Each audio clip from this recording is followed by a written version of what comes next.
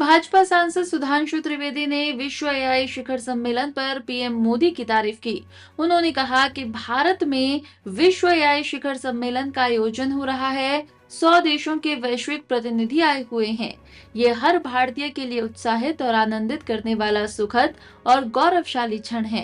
भारत विश्व एआई शिखर सम्मेलन में अग्रणी भूमिका में दिखाई दे रहा है।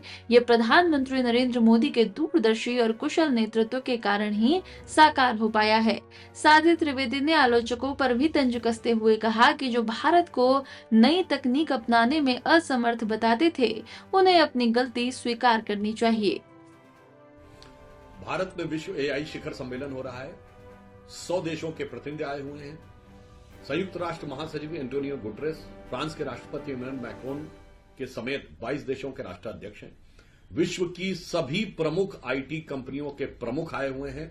अर्थात भारत आर्टिफिशियल इंटेलिजेंस के मुख्य संवाहक, आयोजक और अग्रणी राष्ट्र के रूप में स्थापित होता हुआ दिखाई पड़ रहा है। यह हर भारतीय के लिए एक उत्साहित और आनंदित करने वाला सुखद गौरवशाली क्षण है, परंतु यह कुछ लोगों के लिए अचंभित और आश्चर्यचकित करने वाला भी हो सकता है, क्योंकि इसी देश में एक वित्त मंत्री ऐसे थे जिन्होंने संसद के पटल पे कहा था कि भारत के लोग तो नई टेक्नोलॉजी सीखने की क्षमता नहीं रखते, उनके अंदर की योग्यता कम है, इसलिए वो डिजिटल ट्रांजैक्शन जैसी चीजों को भी कैसे समझ सकेंगे। और आज भारत डिजिटल ट्रांजैक्शन में दुनिया का नंबर 1 देश है और उससे आगे बढ़ते हुए वर्ल्ड एआई समिट यानी विश्व एआई शिखर सम्मेलन में अग्रणी भूमिका में दिखाई दे रहा है। यह प्रधानमंत्री श्री नरेंद्र मोदी जी की दूरदर्शी और कुशल नेतृत्व के कारण संभव हुआ है और इसे साकार करने के लिए आईटी मिनिस्टर अश्विनी वैष्णव जी और उनकी टीम ने प्रधानमंत्री जी के इस संकल्पना को साकार रूप देने में बहुत अच्छा सराहनीय प्रयास किया है।